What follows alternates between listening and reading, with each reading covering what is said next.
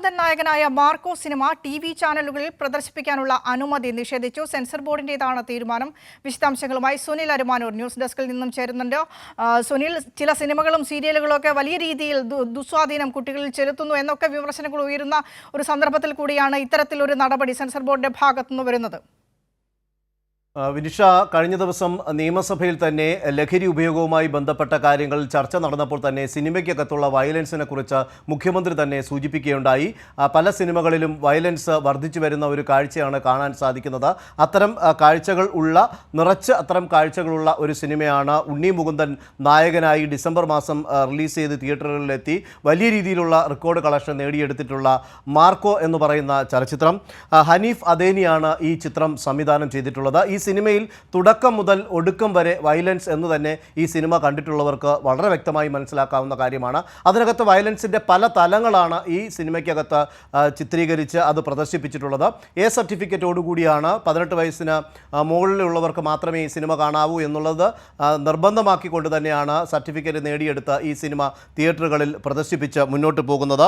ഈ ഒരു സാഹചര്യത്തിലാണ് ഇപ്പോൾ വയലൻസുമായി ബന്ധപ്പെട്ട കാര്യങ്ങളിൽ സിനിമയിൽ നിന്നാണ് ഇത്തരത്തിലുള്ള വയലൻസ് കുട്ടികൾക്കിടയിലേക്ക് പ്രചോദനമാകുന്നത് എന്നുള്ള തരത്തിൽ പല ചർച്ചകൾ ഉയർന്നു വന്ന പശ്ചാത്തലത്തിലാണ് സെൻസർ ബോർഡ് തന്നെ ഈ ചലച്ചിത്രത്തിന് ടിവിയിലുള്ള പ്രദർശന അനുമതി നിഷേധിച്ചുകൊണ്ടുള്ള ഒരു നടപടിയിലേക്ക് കടന്നിരിക്കുന്നത്. കാരണം ഈ സിനിമയ്ക്കകത്ത് കുട്ടികളെ തന്നെ വലിയ രീതിയിൽ ക്രൂരമായി ഉപദ്രവിക്കുന്ന കാഴ്ചകളാണ് സിനിമയ്ക്കകത്ത് ഉള്ളത്. കാരണം ഗ്യാസ് സിലിണ്ടർ ഇടിച്ചുകൊണ്ട് കുട്ടികളുടെ മുഖത്ത് ഇടിച്ച് കൊലപ്പെടുത്തുന്ന രീതി, അതുപോലെ തന്നെ നാവ് പിഴുതെടുക്കുന്ന, ഹൃദയം ഇടിച്ച് ശരീരത്തിനകത്ത് നിന്ന് പുറത്തേക്കെടുക്കുന്ന വയലൻസ്, അതുപോലെ മരം കട്ട് ചെയ്യുന്ന കട്ടർ ഉപയോഗിച്ചുകൊണ്ട് ആളുകളെ പച്ചയോടുകൂടി കട്ട് ചെയ്ത് കൊലപ്പെടുത്തുന്ന രംഗങ്ങൾ, അങ്ങനെ സ്ത്രീകൾക്ക് നേരെ വലിയ രീതിയിലുള്ള ക്രൂരത കാണിക്കുന്ന രംഗങ്ങളൊക്കെ ഇതിനകത്ത് ഉൾപ്പെടുത്തിക്കൊണ്ടാണ് ഈ ചലച്ചിത്രം തിയേറ്ററുകളിൽ പ്രദർശിപ്പിച്ച് മുന്നോട്ട് പോയിക്കൊണ്ടിരിക്കുന്നത്. ഈ സാഹചര്യത്തിലാണ് ഇപ്പോൾ ഇതിൻ്റെ നിർമ്മാതാക്കളും അതുപോലെ തന്നെ സംവിധായകരും ഹനീഫ് അദേനി അടക്കമുള്ളവർ ഇപ്പോൾ രംഗത്ത് വന്ന് ഇതിനകത്ത് വയലൻസ്, ഇനിയുള്ള ചിത്രങ്ങളിൽ വയലൻസ് കുറയ്ക്കും എന്നുള്ള പ്രഖ്യാപനം നടത്തിയെങ്കിൽ പോലും കേരള റീജിയൻ സെൻസർ ബോർഡ് ഡയറക്ടറാണ് ഇപ്പോൾ ഇത്തരത്തിൽ ഈ സിനിമ ടെലിവിഷനുകളിൽ പ്രദർശിപ്പിക്കുന്നതിനുള്ള അനുമതി നിഷേധിച്ചുകൊണ്ടുള്ള ഒരു തീരുമാനത്തിൽ എത്തിച്ചേർന്നിരിക്കുന്നത്. വിനിഷ, മുഴുനീള വയലൻസ് ആണ് മാർക്കോ എന്ന സിനിമയിൽ. സ്ത്രീകൾക്ക് നേരെ ആയാലും കുട്ടികൾക്ക് നേരെ ആയാലും വളരെ വലിയ രീതിയിൽ ഒരാളോട് ചെയ്തു കൂടാൻ പാടില്ലാത്തത് എന്തോ അതൊക്കെയും ചെയ്യുന്നുണ്ട് മാർക്കോ സിനിമയിൽ, അതൊക്കെയും കാണിക്കുന്നുണ്ട് മാർക്കോ സിനിമയിൽ. ഇത് മാർക്കോ എന്ന് മാത്രം പറഞ്ഞുള്ള ഒരു സിനിമയ്ക്ക് മാത്രം ആയിരിക്കില്ല ഇത്തരത്തിലൊരു വിലക്ക് ബാധകമാകുക. കാരണം അനവധി ചിത്രങ്ങൾ ഇതേ ജോണറിൽ വരുന്നുണ്ട്.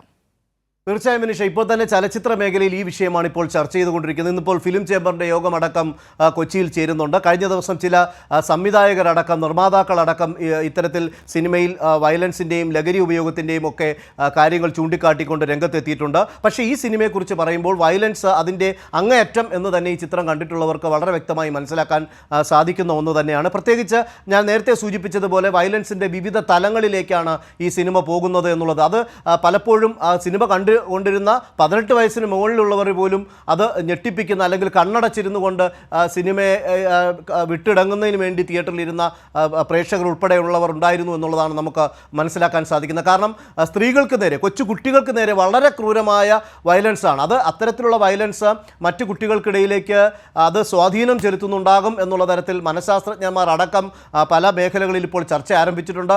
സംസ്ഥാന സർക്കാർ തന്നെ ലഹരി ഉപയോഗത്തിന് എതിരായി ശക്തമായിട്ടുള്ള എല്ലാവരെയും കൂട്ടിയോജിപ്പിച്ചുകൊണ്ട്, എല്ലാ മേഖലയിലുള്ളവരെയും കൂട്ടിയോജിപ്പിച്ചുകൊണ്ടുള്ള ഒരു സമിതി രൂപീകരിച്ചുകൊണ്ട് ഫലപ്രദമായ ഇടപെടൽ നടത്താനായി മുന്നോട്ട് പോകാനായി തീരുമാനിച്ചിരിക്കുന്നു.